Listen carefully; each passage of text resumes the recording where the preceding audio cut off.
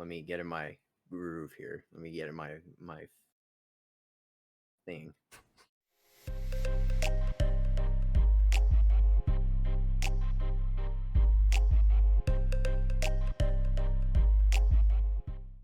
We have had several NFL signings, and free agency has been going nuts. A couple trades, a couple things that have been going crazy. I have a ton of stuff written down today. We have to cover the Deshaun Watson fiasco. No Dula today. He's got a lot of schoolwork to catch up on, but Bryce and I are going to dive into it all. Bryce, are you ready for this podcast? I know you're very ready for this one. I am. I'm just a little down after some news today. All right, we'll cover this just briefly. This is just going to be very briefly. For those of you who don't know, Roy Williams retired today. We all thought it was an April Fool's joke at first, but it's not. He's retiring. And just, as a Duke fan, you as a Carolina fan, I love Roy Williams. He is just, he had some of the best one-liners in the Michael Jordan doc. He is one of the best coaches ever to coach at two of the best programs ever in North Carolina and Kansas. I love Roy Williams. I feel 33 years, like that's nuts. And I'm so happy that he's finally going to be able to enjoy himself. Good for Roy Williams. I'm going to miss the shit out of him. That is the most demanding job in all of college basketball. It's the most popular job in all of college basketball now. I don't know who it's going to be, but I'm excited to see kind of the journey as to who it might be. Yeah, I mean, you said it all. It's just sad. You kind of knew it was coming after that. He had that heart incident a couple of years ago, and I don't know. You just knew the end was kind of near, and it sucks that he had to go out the way that he did. Obviously you want a guy like that to go out on top, like make a deep run or win the championship or something. But it sucks. And like you said, it's a really big job to fill. And I hear that they're already considering the assistant. I don't know his name, but no matter who gets that job, you have a lot to live up to. All right. So I think they should call Mark Few. That's just my opinion. I think they should give Mark Few a call. See if he'll leave Gonzaga and Spokane. Just to poke around a little bit, see if he'll leave. That's all. Could Not be saying he's interesting. gonna, but poke around. Mm-hmm. Yeah. Okay. So we have not yet covered the Deshaun Watson thing. And through today, there have been 21 suits against Deshaun Watson for sexual assault. And I'm going to let you go first on this. What is your take on this whole thing? What do you take away from this whole thing? What are you gauging for this? So the reason why we waited so long to talk about it was because everything's so unsure. Like even right now, everything's so unsure. At first, it looked really bad because I think it got up to 15 to 18, somewhere in there, where just like they just kept coming forward and nobody was speaking on his behalf. Like no one was backing Deshaun Watson up except for him and his lawyer. It looked really bad at first, and now 18 women came forward like defending him and saying that he was like quote unquote very professional in their sessions together. And there's two questions that you have to think about. Like if this is real, what are the repercussions? And then what if it's fake? Like what happens then? If it's real, my take is like this guy has some serious issues. If there's 18 and counting, or no, 21 and counting suits, and they, even if like half of them are true, that's concerning. Even if one of them is true, it's concerning that like, this really superstar athlete who's been a superstar since high school, really, is taking advantage of his name, his power, his money, whatever it is, to get sexual favors. Like he thinks just because of his name and what he's done playing football, he can control women and do whatever he wants. It's just horrible. But the reason why we waited was because we don't know if that's true or not. Like there's no evidence with any of those 21 suits that have been filed. Like not even names. Like no names are attached. They're all nameless, have no evidence, and it's from some what people say are a sketchy lawyer. But I heard his press conference. It seemed legit. The lawyer that's defending the women. So it's really tough to tell. But if this is fake, I've talked to you about this. And I've talked to some other people about this too. It really seems like the Houston organization could have played puppetry a little bit to get what they want, to keep Deshaun Watson, because he was so adamant about leaving, and now all of a sudden this all comes up and there's no evidence, and if it's fake, especially after the San Francisco trade where they traded multiple picks to move up to seemingly get a quarterback, like it's obvious that the market was there. Watson wanted to leave. There were suitors, aka San Francisco, but this whole situation makes him untradeable, whether it's true or not. So it's just a really weird situation, especially if it comes out to be fake. I don't know what you think. So the stories that I was hearing like from these women, it was like Jeffrey Epstein-esque, like Yeah. just like really disturbing, like just like really disturbing stuff. And I know like with when it comes to evidence for stuff like this, it's very hard to find evidence for stuff like this, especially when it's like years past. And I saw a tweet that kind of perfectly summed this up, and it's kind of like we're either dealing with one of two situations, and they're both very like severe. One is we're seeing the biggest defamation of character in the history of sports, or we're seeing one of the biggest sexual predators in the history of sports. And when you think about it, it's kind of like that's facts. Like that's pretty much where we're at this point in time. And I I know that like I don't know personally like anything about Deshaun Watson like that. Like I don't know. I haven't heard from anyone if he's a good guy, if he's a bad guy, if what's going on. But I know at this point we're up to 21 people, and there are people who have come to his aid. I just know how tough the situation is. Like for example, I always think back to like the Jameis Winston thing with Jimbo Fisher, and like Jameis Winston, like I know like Jameis Winston's a big meme in the league and everything like that, but he raped that girl. Like I have no doubt in my mind that he raped that girl and Jimbo Fisher covered it up. Like, and I will never forgive Jameis Winston for that. I will never be a Jameis Winston fan for that. Like I know that he did it. Like there's a whole documentary on it. I just have no doubt that he did that. And the fact that so many people, so many athletes get away, like not so many, not like every athlete does this, but like there are so many athletes who can get away with this stuff because they're this person X, Y, and Z. And I just hope that this scenario, regardless of which way it goes, gets figured out in the proper way. Like, because we don't know, and we don't know the validity of the people who are coming forward. We don't know if there's any evidence. We don't know all this stuff. We just know that there's 21 cases, and we know that Deshaun Watson is like saying that none of this is true. And right now it's tough to say which direction it goes, but I just hope that they get this right, because I don't want, Deshaun to be harmed if he is not, if he did not do any of this, but I also don't want these women to be harmed, even more so if this did happen to them. So it's a very unfortunate situation, and I hope it just gets figured out like extremely soon. Yeah. I mean,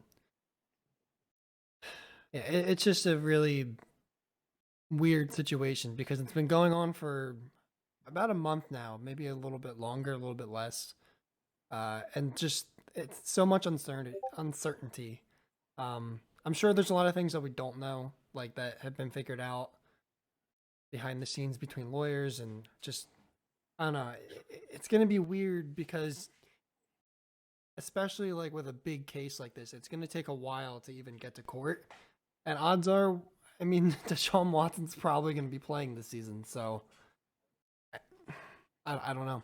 I don't know what that's gonna look like, what that's gonna mean for the league, especially if he's guilty, because that just looks really bad. Like that they just let him play. But then again, if they let him play and then it turns out to be untrue, then that just seems like, to me, I get the feeling that that just seems like something the Texans organization would do because of comments they've made in the past, because of behavior they've had in the past. With the whole like their owner reference to the players as what was it, slaves or prisoners, something like that. And it's just like you can tell it's that old white man mentality. Like they can do whatever they want, control whatever they want, and I just get that feeling out of this situation if it's fake. And I hope that's not the case, because either way, it's like an abuse of power and extreme defamation of a guy who seems like all of his coaches and a lot of people around him are saying like that's not who he is. This is totally coming out of the blue, blah blah blah. But that's what people say in general about, like, you're gonna say that about your friend, like, oh, I wouldn't expect him to do that, or I don't expect her to do that. So I don't know. It's just a really weird situation. we wanted to wait until there was more information. And I guess there is more information, but there's not a lot of evidence or like things that we can even go off of. It's just like assumptions and talking about what ifs. So Do you think that they can you still play him week 1 now? Like, okay, so obviously he's not like this, as you said, this isn't going to go to court or anything for a while, but as an organization, can you play a guy in week 1 who who has 21 sexual assault cases against him? Should you and would you play him in week 1 even if they're not true? The fact that they're not going to be able to given an opportunity to be proven true or not true, I wouldn't like if I was the Texans, regardless of like whatever their beliefs are and everything like that. I wouldn't play him just because I don't think you can. Because if that turns out to be true, and you played this guy knowing that he had all these cases against him, and they turn out to be true, like, is he gonna play? Like, do you think he's gonna play? And like, obviously, teams aren't trading for him. I wouldn't trade. I mean, Deshaun Watson's a like I think he's one of the 4 best quarterbacks in the league, but like, can you play him right now? Would you trade for him right now? I don't know. Like I can't take that risk. I can't take that risk for the rest of the guys on the team and play a guy who potentially like sexually assaulted 21 women. I can't do that. Like I wouldn't be able to do that. And I don't know what the Texans are going to do. I don't know if you've heard anything about where they lean on this, but I don't know if he's going to be out there on opening day. Obviously, he doesn't want to be out there for the first game of the year, right? He doesn't want to be a Texan. yeah, And put on top of it, the Texans are like, I don't know if they're going to want him out there either. So I think it's just an awkward situation all around. The Texans are a dumpster fire. I don't know if they're ever going to be able to recover from this. It's going to take years for them to recover from this. This is just a shit show. yeah. I mean, to go off of your question, like he's probably gonna play. It's happened in the past with other players, like in the middle of suits. Like Reuben Foster had, he had all those issues with, domestic violence and whatever, and he still played until like he was arrested or proven guilty, whatever. Same with Ben Roethlisberger in the middle of his like trial before he was proven guilty. He was playing football. Like and then like he's like a Hall of Famer. He's still playing. He has a career. He's still making all this money, Ben Roethlisberger. If I'm the NFL at this point, like Roger Goodell has to suspend him, like just for this coming. Like I feel like if there's no conclusion before before the season, he's got to be like, look, we can't have a guy playing with 21 fucking or This is sexual what assault Goodell cases. does, though. This is Goodell. Goodell is going to wait till the last minute. He's going to sit on his ass and not do anything. This is Goodell. This is the worst run organization in sports besides the NCAA. Like it's just fact. Like Goodell is going to not do anything about this. We haven't heard a word out of Goodell about this whole thing, and it's upsetting. Like you're the commissioner of the league, and this is one of your best players. Like you need to do something about this. It's just this whole situation is another shit show for the NFL. Goodell needs to be better. This whole thing needs to be figured out. I just like like if you were the coach, you wouldn't play. Would you play him? No, No. Like I would. Like I just couldn't play him. And like if you're Deshaun Watson, at least if you didn't like if you're saying I did not do this, I did not do this, you can at least understand me not wanting to play you. Like if you did this and you're proven that you did this and you play, no one is going to want to. This is just not a good look. Because like all the other examples that you could come up with, like were there ever like 21 suits against another player? Like how many suits were there? Like this is a lot. Like this is a big deal. Like this is a big deal. Yeah, And just like I don't know, man. Like sexual assault is so like this doesn't even go without saying, but like it's so bad. Like you just can't be like this is just it's so beyond serious. Like it's so beyond serious, and I just don't know. You just can't do. It's something that they have to be very careful of when they're evaluating this. I wouldn't play him. I just think it's a weird situation right now. It's just extremely tough. I definitely would not play him, but I guess we'll see what happens on opening day and what happens, in training camp and all that stuff. Yeah. I think the big question here is why the fuck does this guy have so many massage therapists? That's a good question. Hold on a second. If you find one that you really like, wouldn't you stay with them? Like, come on. I mean, if you count the lawsuits filed and then the women who came forward to defend him, there's what? There's 39. I mean, that could be telling right there, just that number, Yeah, you know? 39 different ones. That's like, because you typically don't do that. Like, But then right? again, you could think like maybe these are from across the country, like while he's Yeah. traveling with the team. But either way, that's a lot, you know. Yeah, it is. It is a lot. And I don't know, the stories are so disturbing. Like if somebody were to make up the stories they were making up, that's just like That's fucked that up. is Yeah. that is like just there should be some sort of punishment for that because it's very like I just I don't know. And you know I what? If this was Adam Silver, there would already be repercussions, like just for the lawsuits alone. You know, like he would come out with a statement, he would talk about it because the NBA is so much more progressive and open and like willing to address these issues, and the NFL still has that. They still think it's the fucking 1960s, and they can just be old rich white guys and do whatever the fuck they want.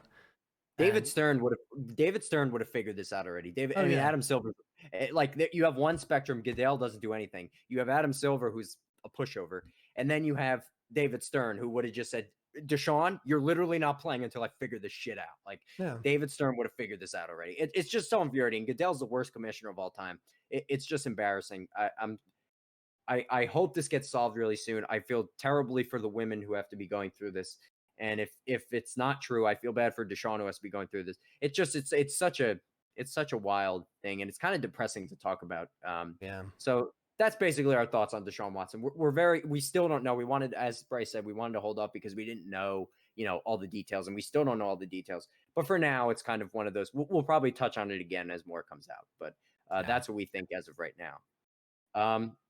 So there have been quite a few free agency moves. I have a lot of the ones starred here that I really like. So I really want to get into this. I'm gonna let you lead off because I have three hypotheses here that I'm gonna keep to myself that I think you might lead off with free agency signings that you like. And just everything, trades, etc. Like everything.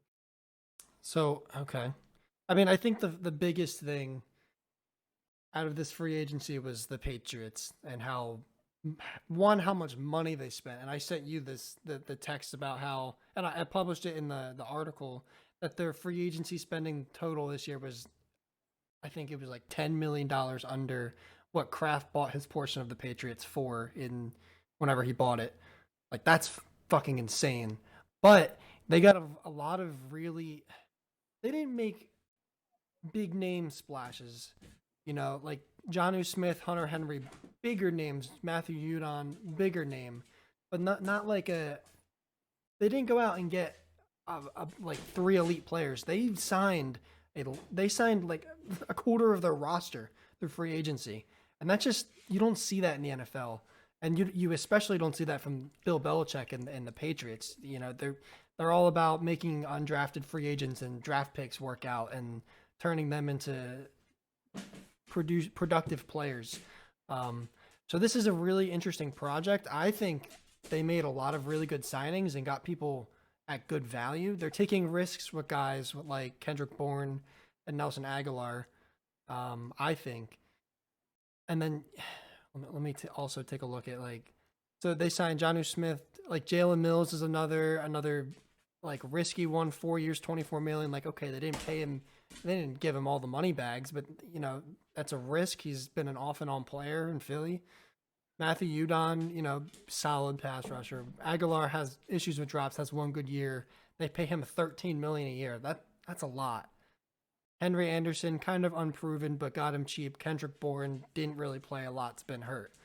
They signed a lot of potentially really solid players and completely reshaped their roster. But it's just weird because Bill Belichick's always been so against shaping your entire the foundation of your roster through free agency. So I don't know. It's really weird, but I think Bill knows what he's doing and he's going to make it work. So, what are your thoughts on what the Patriots did? Yeah, so I know Dula is a Pats fan. He's been a Pats fan forever. And he was like very like, oh my God, they're making like they never do this. Like they've never done this. And Yeah. I thought like of all the stuff they did, I was a little lukewarm on the Cam thing because it was 1 for 14, but like 14 was the high end, and it was like 1 for 6, but he could make 14.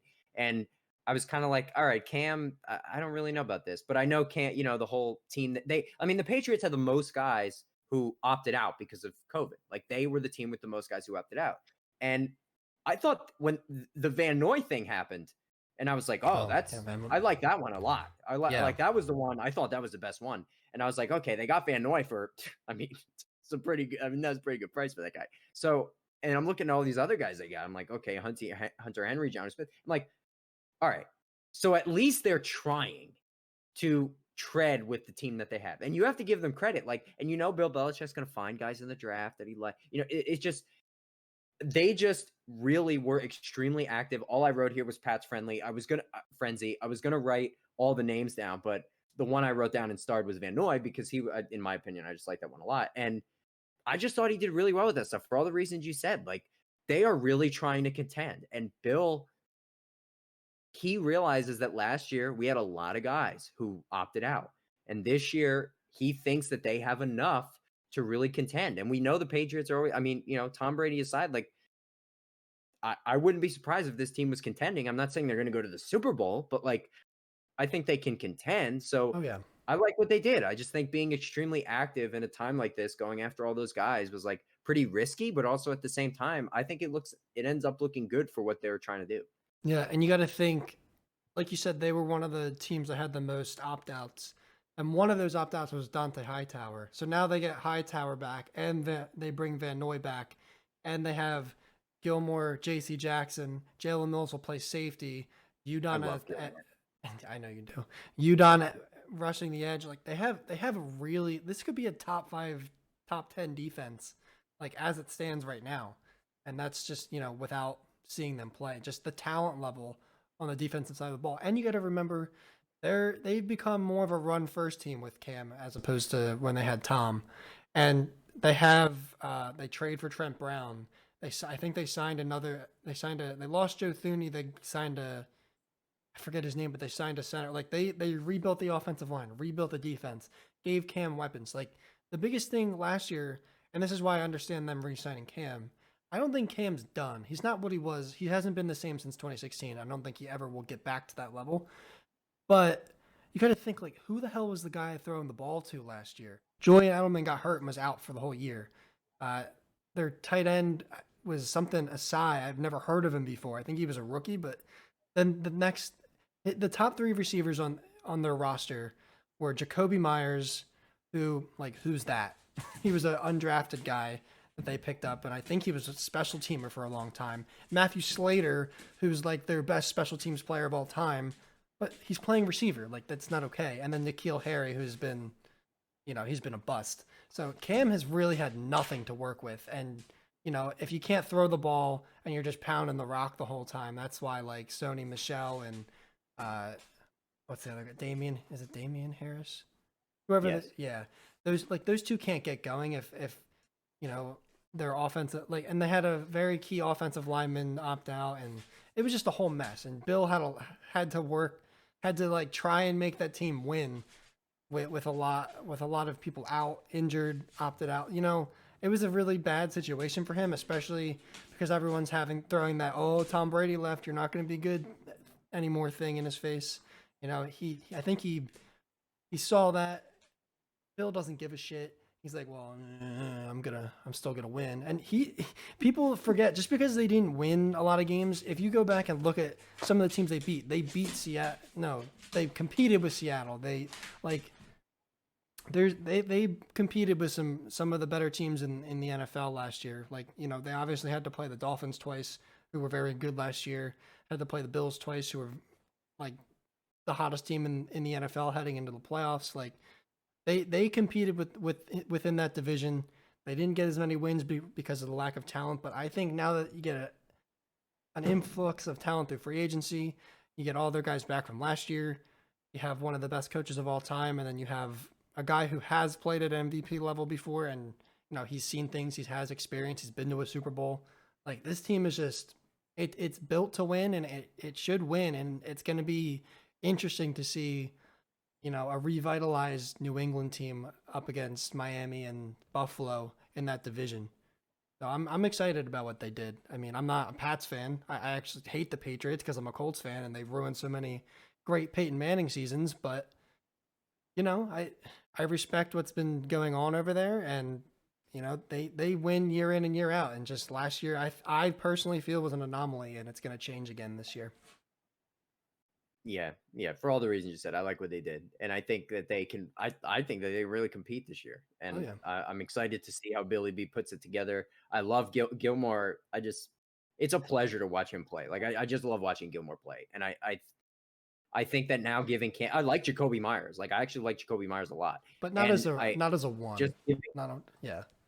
Well, I mean, come on. But now that you have, you giving him Cam more options here, I think it could be, they can do a lot. They could do a lot more than they could last year. So that's good. So the Pats, I thought, did a nice job. Yeah. Um, so I have the Pats frenzy on here. I have three mini, they're rather mini ones, but ones that I was like, what the fuck? Like, you're just giving these teams these players. Can I give them to you? Right? Yeah, go You might ahead. have these as well. Okay. The Bills got Emmanuel Sanders for 1 for 6. I was like, okay, I know he's coming off the injury, but I just thought that's Emmanuel Sanders 1 for 6. I was like, is no one else offering him this like it's Emmanuel? Like, I thought that was like a really good signing for the Bills, a team who's already right there. I thought that was good for them.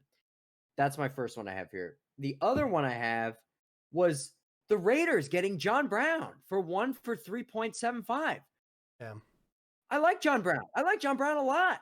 He's one of the most underrated receivers in the NFL. He really is, and One he's for gonna do well there. four. Yeah. 1 for 4. All right.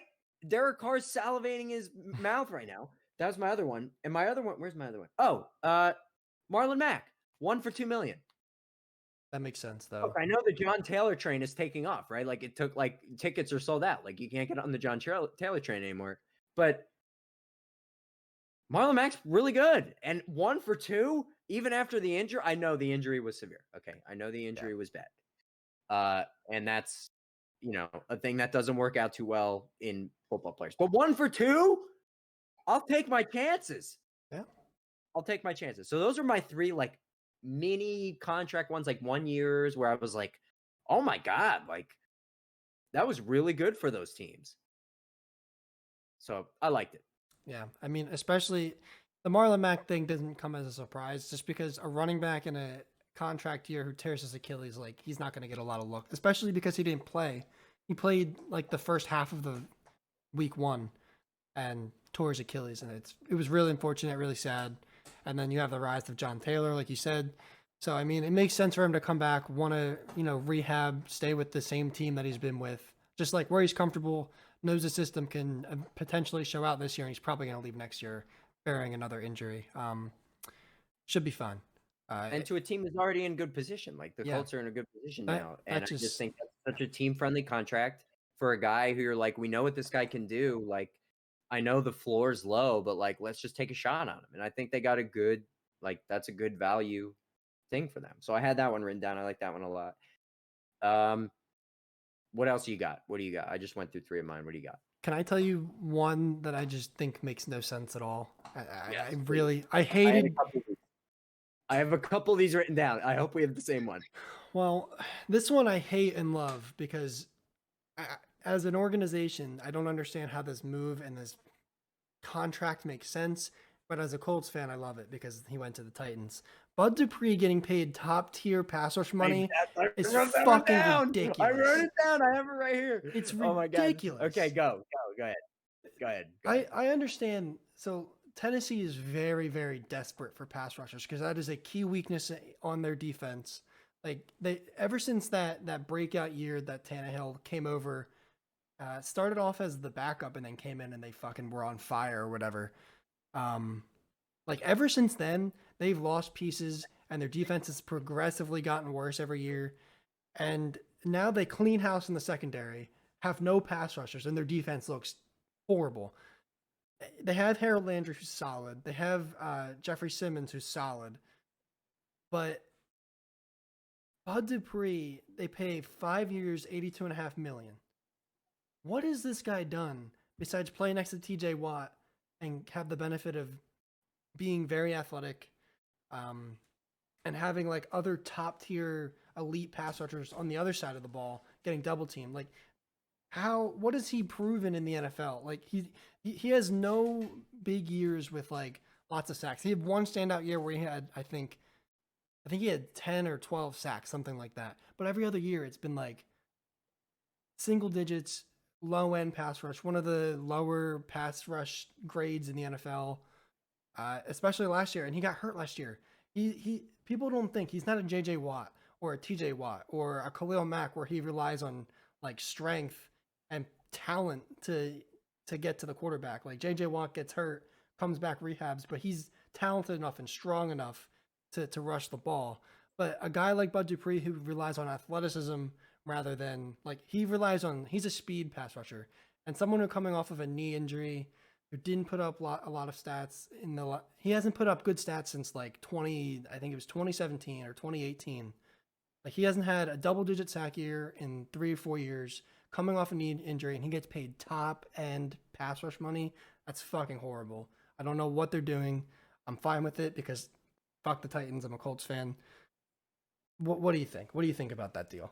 All right. So here's why I had that in that category too. So for everything you said, obviously, but also he, as you said, he got paid top tier money. And with the injury that he had, right? So with the injury that he had with the kind of player that he is, he got a 5-year. All right. So it was a 5-year. And the fact that he's 28 now, Yeah. gonna be 29. I feel like by the time you're 45% through this contract, he's gonna be that type of guy who's on the wrong side of 30, where you're looking at him like, oh God, like we got to pay this guy more for the next couple of years. Like it's eating up our cap. Like we're gonna have to, and he just with the injury, especially, like that's always the number one thing when you have a significant knee injury at that position. And just that you never know with these guys how long they're going to be able to go for. Like you look at the history of these guys, like most of these guys have one thing happen to them injury wise, and then they're just not the same. Like there's just, you have to look at these kind of guys, and Dupree just fits that prototype of guys who will not age well after 30. Like he just fits that prototype of guys. And to give him this kind of money for a team who is good, like we like the Titans. Like I like what the Titans are, but like I wouldn't put them past like 3 or 4 other teams in the AFC. So it's like I'm just not buying it. I'm just not. You're giving top tier money for a guy who you're taking a gamble on. Like the reason I brought up the 3 contracts before was because you might be taking a gamble on these guys, but it's for minimal, like it's a team friendly deal. Like go for it. This is not a team friendly deal. It's not. So I'm with you. I'm not really this one. It doesn't really make any sense to me. It seems desperate just because their window is closing fast because their defense is progressively worse every year.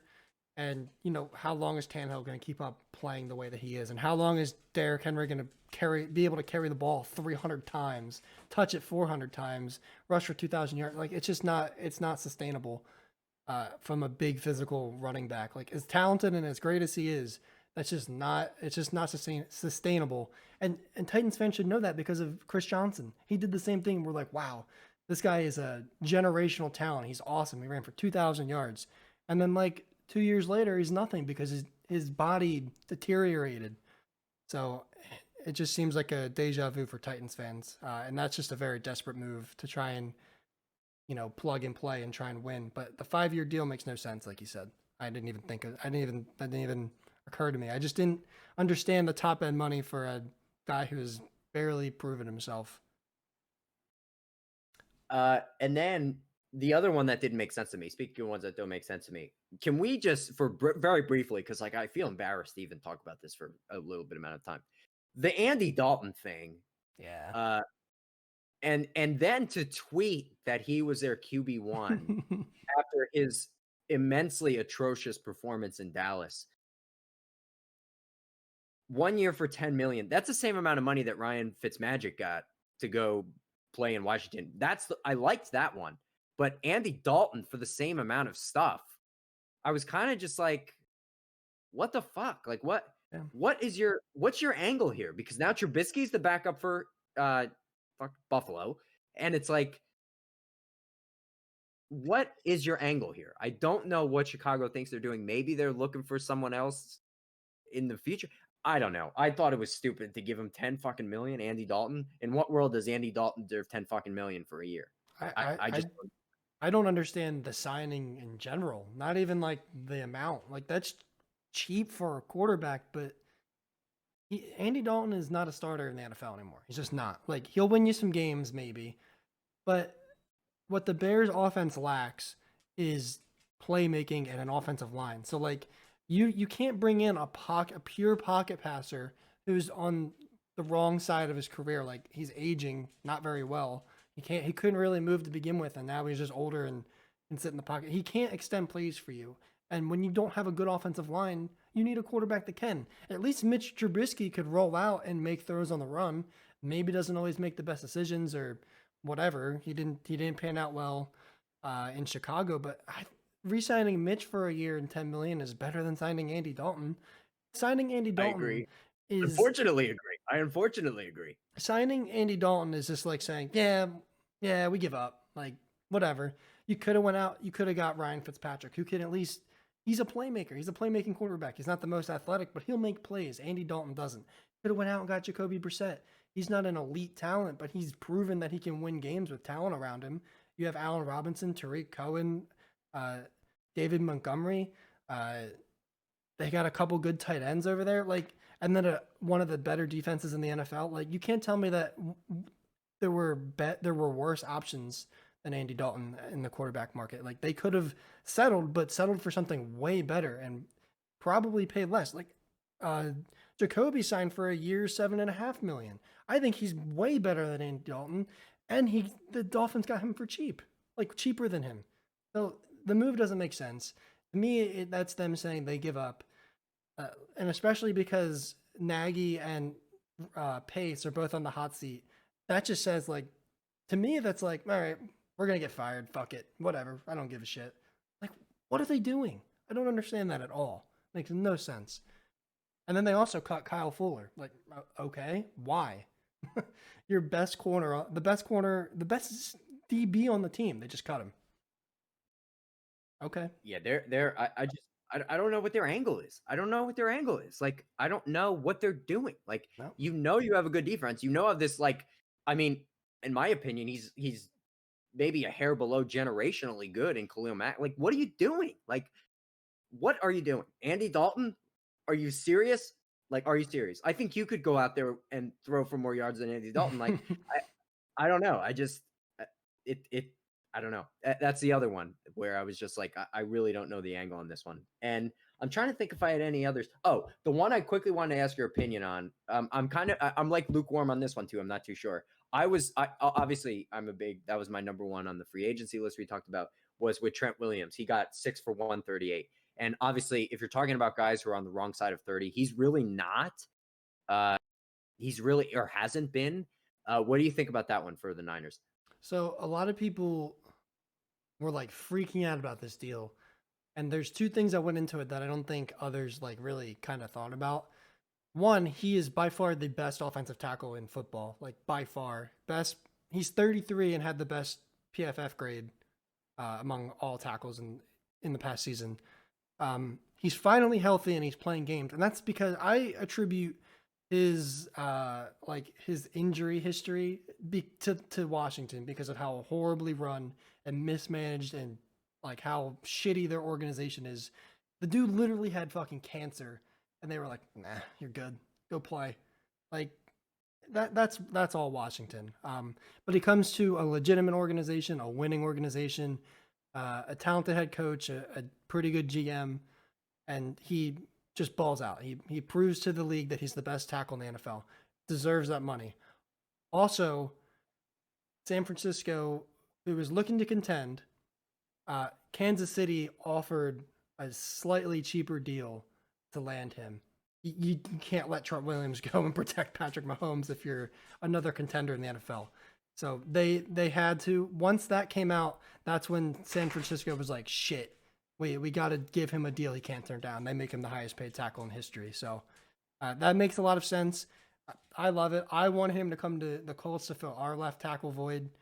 I'm sure a lot of other teams probably felt the same way. Like, I'm sure you would love to have him on the Giants. Like, he could go to any team and make their offensive line better. Uh, I think they got a really good deal. Uh, you can also say that when this guy is healthy, I've already said it, he's the best tackle in the game. And you also have to think that guys play longer than 34, 35 now. Tom Brady's 40, and I don't think he's an anomaly. I think you're going to see a lot more guys extending their career due to medical advancements and the technology that they have to take care of their bodies now. And he's one of them. He's a freak athlete. Like if you see some of his highlights from last year, the dude is doing things that no other tackles in the league do. He's doing Quentin Nelson shit. Quentin Nelson's 25 and he's 33 and he's fucking coming to the second level and destroying a linebacker at full speed. Like if he was really old and they were concerned about his age, he wouldn't be doing that shit. So I think it's a great deal. Yeah, and that was my thing. Like he's already 33. Like you can always tell with a guy when he's on the fence at 30. You're like, okay, is this guy going to start really going downhill? And obviously that's not the case because he's been, I mean, in the grades, he's been like top 2 every year since, I mean, you name it. So he's been obviously exceptional. I have no doubt that he'll be even more sensational. So I was just, a lot of people, I know there are some people who are on the fence about this one, but you bring up the Kansas City thing. Like you cannot let him go to Kansas City. You cannot let that happen. And it makes sense why they, went after him full throttle. He's too sensational to kind of just let him walk to another team who's going to utilize him in a way that is going to propel them over the edge. You know what I mean? And especially if you consider, like, we find out after the fact that Kansas City goes and gets Joe Thuney, and then they also get Kyle Long out of retirement. The GMs know shit before we do. So, like, you got to understand that San Francisco probably knew that they already were going to sign them, and to also let them get Trent Williams. Nah, you can't do that. You have to protect your guy, and you can't let the defending AFC champions get an elite offensive tackle while you had the opportunity. So, facts. All right, let's see what else I have here. So I talked about the Fitz one. I liked Fitz to Washington. I like that. I liked what Washington did in general. I think Fitzpatrick is going to be the week 1 starter. I think he's going to do really well, especially now because Terry McLaurin is not alone. Finally, he has Curtis Samuel, who is very underrated, a very good slot receiver. It's gonna be interesting to see what Rivera does with the two of them, because you can those are two guys that you can throw in the slot. They can play outside. They can do a lot of things on an offense, and then on top of Antonio Gibson, they already have a solid offensive line. They brought back Brandon Sheriff. And who was the other guy they said? Oh, and they also bring William Jackson, who he's a top 20 corner, top 15 corner in the NFL, to add to their already, I think, probably top 5 defense. Like they have the best front 7 in football in my opinion, and then you give them another top 15 corner to go alongside Kendall Fuller. And they have Landon Collins too. Like it's a very, very, very good defense, and somehow they find a way to make it better. They add a starting caliber quarterback who makes plays, finds ways to win, and they already have an elite running back receiver. Add another weapon. Like Washington did really good, and they still have a decent draft pick too in the first round. So yeah, I like it. I also think he's going to be the week 1 starter, and I just think Washington. We talked about it on the pod a couple weeks ago where they needed another guy for McLaurin, and Curtis Samuel is one of those guys who you can line up. You can run that little Bob Woods, like where Bob Woods runs is like the flip guy. You just flip it to him and he just runs through the, like at the 15-yard line. Like Curtis Samuel is really good at that. Like there's so much stuff you can do with Curtis Samuel. And he was, talked about being a giant for a while, and that never obviously didn't happen. But you had to throw Landon Collins in my face. That was nice. And yeah, so yeah, I like Washington, whatever, fuck Washington. Speaking of Washington and people they're going to play against and rivals that they have in their division, I will briefly go over the Kenny Golladay thing. It's just going to be very brief. Okay, this is just going to be very brief. 4 for 72, but the yearly output is it's team friendly. Okay,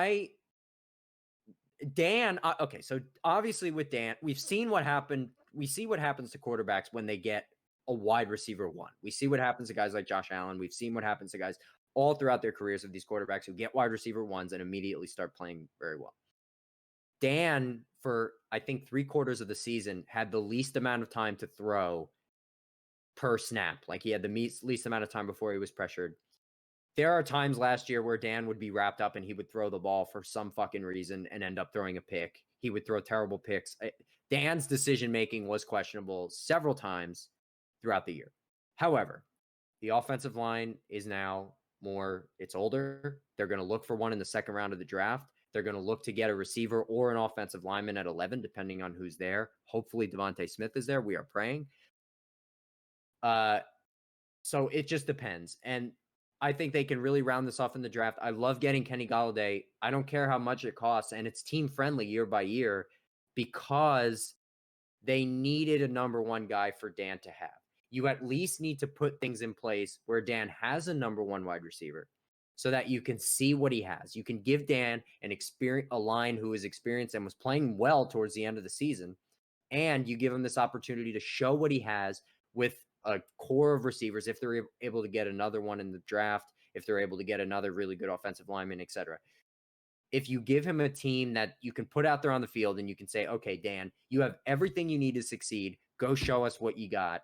I think this is good for him to say, okay, is Dan the guy? Can he be the guy? And he's going to show us if he can be the guy. Now that he's got Golladay, and if the line protects him for more than 2.1 seconds, which I expect them to do, it's go time for Dan. Dan, it's going to be time for him to really show what he's got. And I'm excited. I think it's going to be really good. So I like the Kenny Golladay signing for that reason, just because the trend shows that whenever quarterbacks get their wide receiver one, it tends to be good for them. So I hope it's the same for Dan. I like it for that reason. The Giants needed to go after a guy. They had to get someone. So they went after Golladay and got him, and I'm glad they got him. Yeah, I mean, like you said, whenever a quarterback gets their go-to guy, it just makes everything as a quarterback, like it makes things simpler. Like when Dan's panicking, he's gonna be like, all right, where's Kenny? I'm gonna fucking chuck it up to Kenny. That's like Stafford to Calvin Johnson, Matt Ryan to Julio Jones. That you mentioned Josh Allen to Stephon Diggs. Like having that go-to guy is such a comfort. And the big underrated signing too was Kyle Rudolph. Like they get that one. so you got to think now. Daniel Jones they're gonna address the offensive line. They have already. It's better than what it was year one. The transition away from Eli. It's better from that year. You're gonna get Saquon back. They signed John Ross. They have Darius Slayton, Galladay, potential draft pick guy. Like they have weapons, and the defense is young, good. They fly around. They're up and coming. It probably outside of Washington, probably the best in that division. The defense is. You have playmakers, a defense. There's no excuses. This is a make or break year for Danny. I know that's sad for you. A Duke quarterback that doesn't pan out would be very bad for their reputation as a football school. Just like UNC's faded with Mitch, but Sam Howell's going to be good. Anyway, I think this is a make or break year for Dan. There's no excuses. He has all the tools. If he's a legit NFL quarterback, which we've seen signs of, he can move around. He's made some really, really nice throws. If he can turn around the decision making, I think this could be a really big year for him. Yeah, I agree. I liked it. So Kenny Golladay, the Giants, I like. It's all on Dan at this point. And I had a couple. Do you have anything? Do you have any other big ones? Do you have big signings? Any big signings? I thought one that went under the radar, even for me at first. Philly doesn't have any cap space, and they were still able to bring in a top tier defensive back talent in Anthony Harris, which is one of the top graded safeties in the league. And they got him for 5. Yeah, like that's. I thought that was ridiculous. I was like, wait a minute. I was scrolling. I was like looking through because you can look up like a highlight of everything that happened. Like these are all the guys these teams signed, and like you go through it, and it's like, wait a minute, they got Anthony Harris for 1 for 5. I was like, what the fuck is that? Yeah, I have that one written down too. Yeah, I was like, the Eagles got to win there. Rare W lately for the Eagles. Yeah, I mean the trade the 2 trades that they made could also potentially be really big. I mean, they could potentially get a first rounder from Indianapolis for the Carson Wentz trade on top of the 3rd rounder they got, and they also get they got another additional first rounder for trading back 6 spots, which is crazy. It's crazy to me. They trade back 6 spots and get additional picks, one being a first rounder for the following year. They have a lot of picks now. Philly does, and they have a lot of holes. This team, outside of Jalen Hurts, Dallas Goedert, like and Miles Sanders. This team needs addressing on all aspects, all facets of their team, their roster. Like they need to address everything. They have the picks to do it, and soon I'm sure I imagine through the rest of this year and then into next year they're going to start clearing cap out. They're going to trade away guys like Ertz is going to go, Fletcher Cox, Brandon Graham. All those guys are going to be gone within the next 2 years or so. They're going to have the cap room. They're going to be able to sign the guys that they want. But Howie Roseman needs to draft well, and he has not done that throughout his time in Philly. He's been very good at maneuvering, cap space and getting them under the cap, or he makes magic with trading and filling in holes. He did it the year they won the Super Bowl. They out of nowhere go out and get Jay Ajayi, and like they make this run, and it's super special, whatever. Like, but he just needs to draft, and it's becoming so apparent. Like the fact that they can't draft offensive linemen or defensive backs or linebackers, like it's embarrassing. If you're a Philly fan, it's embarrassing. And I know a lot of friends, like people that I talk football with all the time that are Philly fans, and they're like, dude, Howie sucks at drafting. He can do everything but draft. He's one of the best GMs at everything if you take out, the drafting part. But now they have the picks. If he fucks up, he's gone. Like if you're Jeffrey Lurie, he's got to be gone. Yeah, like, he has to be. So I like that move though. I mean, they have a long way to go, especially with that defense, but getting a solid guy in the secondary, like one of the top in the league at his position, it helps a lot. Yeah, I was like a 1 for 5. I was like, get the fuck out of here. So I had that one start too. These other ones, I would like. Okay, so if you have I was like, oh my god, these ones are really good. Those were the 3 that I mentioned in the beginning. Then I had some lukewarm ones. But if I went between lukewarm and really good, I have 2 that are, or a couple here that are in between lukewarm and really good. John Ross one was 1 for 2.5. I was like, why not take a fucking gamble on John Ross? I was like, Yeah. I like that a lot. And I have 3 here. And then the John Johnson to Cleveland. Yeah. John Johnson the third to Cleveland Very for good. 3 for 38 or 3 for 33.8, excuse me. They need that. They need that badly. Like that was one of their gaping holes. Like they need that extremely badly. They just, how many times did we see that in the postseason where you're just like Baker on the sideline? They cut to Baker on the sideline. He's like, what the fuck? Why is that guy able to go that far? And my other one was Chris Carson for 2 for 10.4. I like that one too.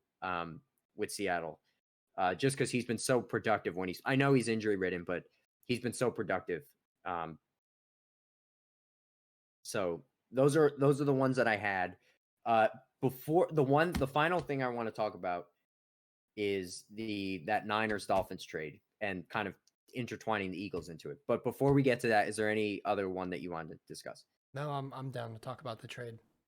Okay, so let's get into this because the 49ers trade, or I'm sorry, the 49ers get the number 3 overall pick for the number 12, 2 firsts, and a third.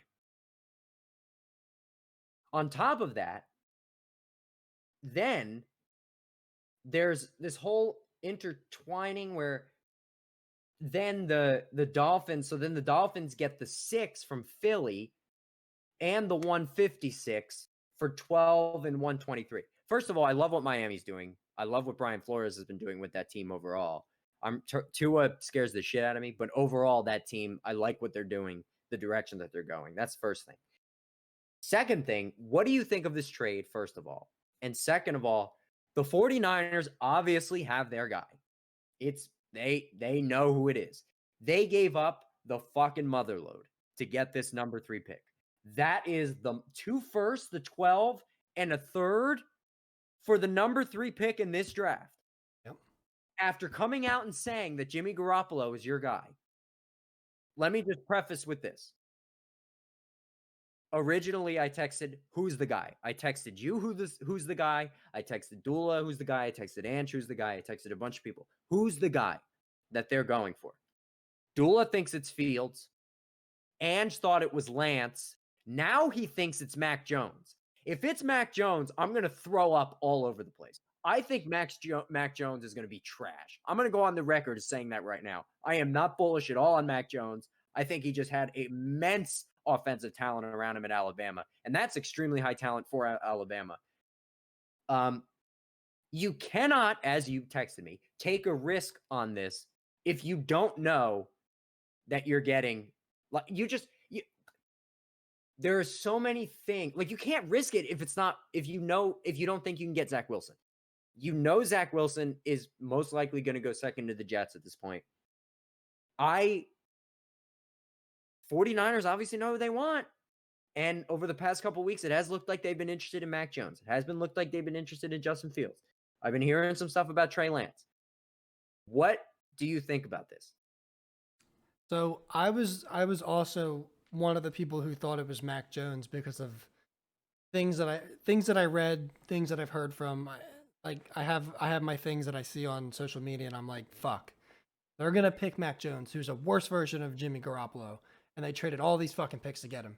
He's worse than Jimmy Garoppolo. Jimmy Garoppolo is fine, but why would you trade up 3 years worth of picks or whatever, the number 3 to come get this guy, who I think is out of the top 5 guys in the quarterback class, he's the worst one by far. Like, it's the 4 guys, other guys, and then Mac Jones. Like, I don't think Mac Jones is good. I think he's your typical Alabama, fundamentally sound quarterback who gets a lot of hype because he had good players around him and then comes in and sucks. See AJ McCarron. I don't think it is now. Now I'm starting to think, you got to think, a lot of the times GMs do this thing where they try and kind of bait other GMs to come up and make trades. And I think the Mac Jones hype is a lot of San Francisco trying to be like, anybody want Mac Jones? I'm going to take him here if you don't come up and get him. Kind of like what the Bears did to San Francisco when they drafted Mitch Trubisky, and they were like, oh, we're going to take, what the hell was his name? The defensive lineman. I was at the draft. I can't remember his name. It was Solomon Thomas. We're going to take Solomon Thomas if you don't trade up with us. And the Bears gave up a shit ton to move, or the Niners gave up a shit ton to trade up and get Solomon Thomas, even though everyone knew that no, it was the other way around. The 49ers did that to the Bears. Like, we're going to take Mitch if you don't trade with us. They traded, got Mitch, and then they still got Solomon Thomas anyway. Anyway, my point is GMs do this shit all the time. I think they're hyping up Mac Jones. Well, not to cut you off before you get into the trade itself, not to cut you, but who came out and said it? Shanahan or the GM came out and said, we're the 3rd pick. We don't mind showing our hand or whatever he said. Yeah. But he's saying that to throw everybody off, as you're saying. He's saying, oh, we're not hiding that we like Mac Jones. Yeah. Quote, air quotes. We like Mac Jones. When in reality, we're sitting here and thinking, I don't really watch college football that much. But when I watch Mac Jones, I'm like, that guy is not it. When I have all 4 of these other guys ahead of him, that guy is not it. And to pawn this off like you have a royal flush when you actually just have a 2 pair, it's like, that's a risk for San Francisco. Like, are you either you're fucking with everybody or you actually take Mac Jones and you look that's almost indefensible to me if they take Mac Jones. It's almost indefensible. It's inexcusable. My thing is, I almost lean. I don't know, because the Mac Jones news has been kind of baiting me too, where I'm like, oh, maybe it is Mac Jones because they went to his pro day and they were obsessed with him here. They were doing this, they were doing that.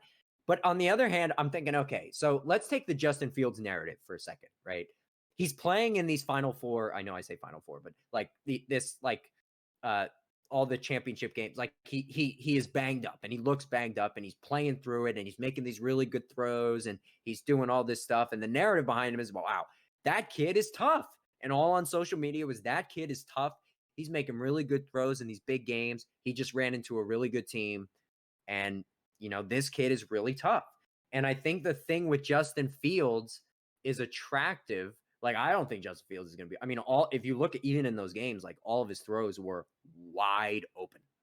His receivers were wide, except that bomb he had downfield. That was sensational. He had one bomb that was downfield in one of those games. That was sensational. But most of his guys were wide open. So you look at the narrative with Justin Fields, you're like, oh, is it Justin Fields because he has this tough guy mentality to him and he's an attractive prospect in that way? Is it Mac Jones because they're kind of, saying, oh, we have a royal flush, but we actually have a pair of twos. Is that what they're doing? Or are they looking like, oh, it's none of these guys. It's like Trey Lance. Like we like Trey Lance a lot. Or we're bagging on Zach Wilson, which that cannot be the case. If that's the case, and they're like hanging their hats on Zach Wilson being there, the Jets passing on Zach Wilson, that is just unacceptable. Giving up 2 firsts, the 12, and a third for a hope that Zach Wilson is going to fall to you at 3, you cannot do that. That's just something you cannot do. So I still am up in the air about what San Francisco is going to do. I don't know. I don't know. What do you actually think they're going to do? So like I said, I think they're selling the idea and using the media to kind of manipulate the fact that some people watch Mac Jones throw on air and they're like, wow, he's a generational quarterback. They don't think that. Nobody in the NFL thinks that. And if someone trades up to come get Mac Jones, holy fucking shit, I could be the GM of that team. This is ridiculous. I think the 49ers want Trey Lance because I think he does all the same things that Jimmy Garoppolo can do. But you add in the fact that he is an elite athlete. Of all those quarterbacks, he's the best overall athlete out of all of them. He's a better athlete than Trevor Lawrence. He's a better athlete than Zach Wilson. He's a better athlete than Justin Fields, and it's not even close with him and Mac Jones. I think they want him because he brings a versatility to the offense that Shanahan has never had with his starting quarterbacks between Jimmy G and Matt Ryan. If you consider that, and he was also, you got to remember, he was with Washington when they had RG3. He knows what you can do, and when RG3 before his knee injury again, he won Rookie of the Year. I think Andrew Luck should have won, but he was very productive, could do a lot of things with a mobile quarterback with a big arm. Trey Lance is the closest thing to RG3 we're going to get in a while, it seems. I think Shanahan really likes the idea of having a dual threat quarterback. He believes that he can do it. He's done it in the past with his father in Washington. And I think Trey Lance is much, much, much better than people are giving him credit for. I think he could, like when I'm watching his film, the plays where he's running the football, he looks like an NFL running back running the football. Now, I understand that the conference and the competition's a little different, but we've seen, a guy like Carson Wentz come in and do similar things, except Trey Lance is a much better athlete. He could run, he could be an NFL running back. He could probably be a receiver with the right, set of coaches. But he has a cannon of an arm. The only thing that people have against him is the fact that he played one game this past season with the whole COVID thing, and he was bad. That was the first game of film that I watched this year on him, and I was like, oh fuck, he was piss poor. But if you go back and watch the season before and he wins the championship, he wins the D2 championship, whatever. He was sensational. If he would have came out that year, I think he probably he could have been up there in top 5 picks. And I think he's going to go third if the Jets don't go Zach Wilson. I think the Niners are banking on either they're going to get the guy they want in Trey Lance, or even better, they could get Zach Wilson. Because I think Zach Wilson has Mahomes' potential. I don't think he's there. I think he needs a year or two to sit like Mahomes did. But he has Mahomes' potential. But we'll get into that in a different podcast. So what you're describing to me is because here's also the thing, right? You can get Mac Jones at 12. You could have got Mac Jones at 12, right? Yeah. I don't think there's any doubt that you could have got Mac Jones at 12. Like, I don't think... Personally, I think he's a second to third round quarterback at best. There's no way that you wouldn't have been able to get him at 12. So that's why I'm kind of leaning away from the Mac Jones thing, because there's just no way that he wouldn't be there. Like, there's just no way. What you're describing is sort of a Lamar Jackson-esque kind of phenomena. Here's why. Because with Lamar Jackson, I don't know if you remember this, but they did a huge outside the line story on Lamar Jackson when he was at Louisville. And they had everyone come to the campus and they were like, wow, this guy has a really good arm. And they just watched him throw balls down the field when he came onto campus on like an off day or something. And he was launching balls, like launching them like yards and yards and yards, like really had a really good arm. And you're like watching this, you're like, oh my God, like this guy has a really good arm. And you're looking at all the things Baltimore does, not throwing the ball. Let's keep throwing the ball aside, but running the ball, all the different, like, because you can't play man against Lamar because he'll just he'll just fucking whiz his way through. Also, you sometimes can't play zone against Lamar because he can also find his way through those holes. So it's almost like if we have this guy who's a matchup nightmare, and you kind of compare him in a way to Trey Lance, it's kind of like where do you see? Because like the whole knock on Lamar, it always has been, was his arm. Like, I don't know if this guy can throw. I don't know if this guy can throw, and he can't. He still can't. So it's almost like, where do you see that with Lance? Like, where do you see this with Lance? Like, is Lance a similar situation to this? We talk about how much of an athlete he is, but can he throw? Like, I know that's a shitty question to ask, but like, can he? He's compared a lot to Lamar Jackson. Like, I've seen it. A lot of people are saying that he's like a Lamar Jackson type. Like, can he throw? Everyone's like, oh, I don't know. He can really run. He's a good athlete, but like, can he, throw downfield? And he's got a good arm, but is he going to be accurate? Like, what do you got to say about that? He can absolutely throw, and I also thought the same thing about Lamar Jackson. I think he's a better thrower, and he's definitely improved since coming into the NFL. But I think he's a better thrower than people give him credit for. Sure, he can't. He's not like, I think people set the standards too high because we have guys in the league like Aaron Rodgers or Patrick Mahomes who just whip the ball around and do whatever the hell they want with it. Those two guys are like complete anomaly quarterbacks. They are once in a lifetime arm talent. Lamar doesn't have that arm talent, but he has things that he can do well, but Baltimore does not play to his strengths outside of the running aspect. Throwing the ball, they do not play to his strengths, and he doesn't have great receivers around him. The one year, the year he won MVP, he had three really good tight ends, and he had a decent set of receivers. Now the best that they can get him is Sammy Watkins. Like, what do you expect him to do, right? But He'll be out for 6 games.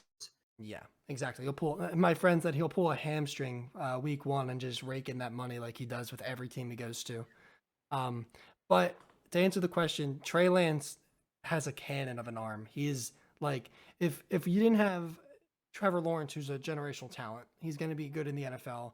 If he's not great, he's going to be good. He's going to be a solid quarterback at the very least. And he's like, I compared him in an article that I'm writing now. I compared him to Andrew Luck. He's that good of a prospect. He could be that good. And then Zach Wilson, who has all the tools to be a Patrick Mahomes type player. Now, I don't expect him to be Patrick Mahomes because Patrick Mahomes is the only one of his kind. But I think the league is trending towards that kind of quarterback, and run around, make weird throws, kind of do something unconventional and make it work. Zach Wilson has the potential to be that next guy. But outside of those two, who I think are the two most distinct passers in this class, I think if you set those two aside, out of the rest, you have Fields, you have Mac Jones, and you have Trey Lance, and then you have guys like Kyle Trask, and they're not up there. Trey Lance is the best thrower out of this three. He just is. He's the best thrower. He's played at a lower level of competition, but also if you consider the amount of success that quarterbacks out of Ohio State and out of Alabama have had, it's non-existent. Like AJ McCarron, one of the most hyped Alabama quarterbacks in the past decade. What has he done in the NFL? Dwayne Haskins. Everyone loved him last year or 2 years ago. I never saw it. He was terrible. He was a big, tall, like Jamarcus Russell type quarterback who apparently can't even read an NFL playbook, and he's going to be a backup his whole career. That's what I see Mac Jones as. Now I think Justin Fields is a little bit different. I think he's got talent, but Trey Lance, aside from this one game that he played this past season, doesn't really have bad games. Justin Fields is up and down all the time. Doesn't matter if he's injured, whatever. He played well with the injury, so that's not an excuse. When healthy, he had multiple games where he just looked like, man, this guy's going to be a first-round quarterback. He was this big, hyped transfer student. Like, you didn't see it. He has that almost Heisman winning type year the year before, and then this year it was just meh. I don't see it with Justin Fields. I wouldn't. He's my 4th ranked quarterback. I think Trey Lance, if you take out Zach Wilson and Trevor Lawrence, I think he's the best quarterback in this draft. And that's arm talent wise, and that's athletically. I think he's the best. So I think you get him into a team that's ready to win like San Francisco. I don't buy the bullshit that Jimmy Garoppolo is their guy and they want him to start this year. Yeah, maybe week 1, but if the moment that he has a bad game, he throws a couple interceptions, makes some mistakes, we're gonna see whoever they draft. and I think that's going to be Trey Lance. I like it. I like it. And we're gonna and we're obviously this was today. We were just going over all the like free agency stuff and all the trades and stuff, but we are gonna have a pod where we do the mock draft as well, like where we do pick by pick. We're gonna see what we do through the first round and everything. So this is a question: what 49ers are gonna do with this third pick? You just made the case for Trey Lance. We've seen the Mac Jones hype going crazy. We've seen the Justin Fields hype going nuts. This is gonna be this draft could end up being extremely stressful through the first 15 picks. It just might be. After pick 1, it's going to like we know who's going 1, but I'm not even still sold that Zach Wilson's gonna go 2. I've heard that that's the case, but they still have Darnold. Like you can't count out that they might go Kyle Pitts or like a receiver. You know, it's gonna be tough. And there's a lot of. I remember the Darnold when Darnold was and I know USC quarterbacks don't have a whatever, but when Darnold, I remember how because I like this was when I really wasn't watching any college football. I was just like kind of like watching Sports Center and stuff, and it was Darnold. This guy, this is the guy. This guy is going to be look out. Peyton Manning, Andrew, like look out. Sam Darnold is the guy. He is going to be so good. I like Cowherd was like creaming all over his screen talking about Sam Darnold. And it was almost like, okay, there's no way this guy flops. Like they were talking about this guy the way people talked about like Andrew Luck when he was coming out, the way people talked about like Anthony Davis and like Zion when they were like it was almost like this guy can't flop. Like he's this good. And then he came out and flopped. So that kind of flipped the switch. What I was thinking about with quarterbacks, where I was like, shit, like quarterbacks can't really be a sure thing. So that's why this draft is kind of like, all right, we're going to see what happens with these top five quarterbacks where we know Lawrence is going 1 and we know most likely Wilson's going 2. And then after that, it's kind of like, shit, the third pick's going to be wild. I'm really excited to see what happens. And we'll do more on this in the coming weeks. We'll see what more stuff happens with the NFL. Do you have any final thoughts on all the trades or on this topic or on anything else? No, I just think it's been one of the crazier off seasons in a while in the NFL, and I think it's just going to get even crazier once the draft happens. And then, people often forget after the draft, that's like the next wave of free agents getting signed. Like the holes that you didn't address in the draft, that's where more free agents come in. So, guys like Clowney or there's still a lot of top end free agents out there who don't have homes, and I think we're going to see it. If not in the next couple of weeks after the draft. So there's still more to come. It's going to be interesting, and I'm really excited for the draft. I'm working on my top 5 quarterbacks right now, and I'm going to do my first mock draft. I'm going to try and get 1 to 3 mock drafts done before the actual draft. So I'm excited. Word. All right, we're excited, and we're next week we're going to come back with. I don't know. We'll probably the Final Four would have happened. We might review the Final Four. We'll look into some whatever stuff happens in whatever sport we'll do on that.